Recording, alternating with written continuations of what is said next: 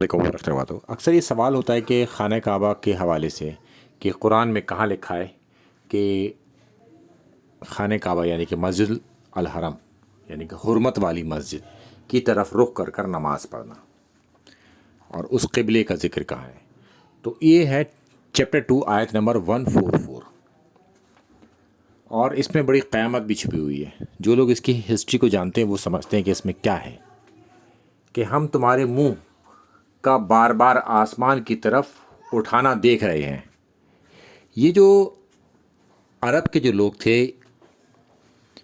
جو خاص کر مکہ میں رہنے والے لوگ جو اب اسلام لے آئے تھے، اور اللہ تعالیٰ نے ان کا قبلہ بدل دیا تھا، یہ مسجد الاقصیٰ کی طرف کر دیا تھا، تو اصل میں وہ دل سے یہ چاہتے تھے کہ خانہ کعبہ ہو جائے دوبارہ سے مسجد الحرم، تو وہ اس فکر میں رہتے تھے۔ تو پھر اللہ تعالیٰ نے ان کی یہ بات کا امپلیمنٹیشن کیا، اور پھر اس لیے اللہ تعالیٰ نے اس بات کو ایڈریس کیا کہ یہ جو تم بار بار منہ اٹھا کے آسمان کی طرف دیکھتے ہو، یہ اس کے پیچھے ایک ہسٹری تھی۔ دوسرا، پھر اللہ تعالیٰ نے اس کو فرمایا کہ پس ہم تم کو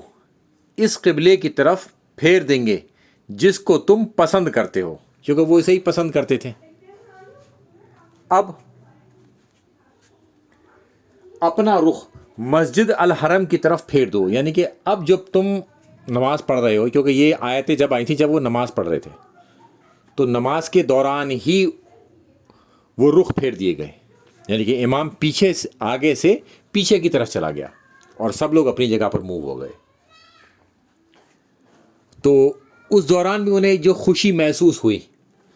اور پھر اس کی بعد میں اللہ تعالیٰ نے اور اس کو ایکسپلین کیا اور بتایا کہ یہ جو اہل کتاب ہیں یعنی کہ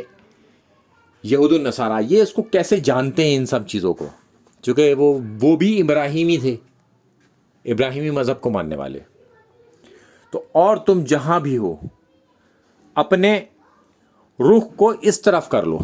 اور دنیا میں ہم کہیں بھی ہوں، اب ہمیں اپنا رخ جو ہے خانہ کعبہ کی طرف ہی کرنا ہے، اپنی عقل اور اسباب کے اعتبار سے، کہ ہم ایک بار طے کر لیں کہ یہ ادھر کی طرف ہوگا اپنی پوری کوشش کے ساتھ۔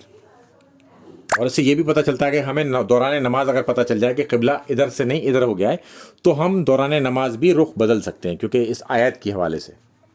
کیونکہ وہ لوگ نماز ہی پڑھ رہے تھے، نماز کے دوران یہ قبلہ بدلا گیا۔ اچھا، پھر اس کے آگے اللہ تعالیٰ فرماتا ہے کہ اہل کتاب خوب جانتے ہیں یہ کہ حق ہے، کہ یہ جو ہے یہی حق ہے، چونکہ ابراہیمی وہ بھی تھے اور ان کے رب کی جانب سے ہے،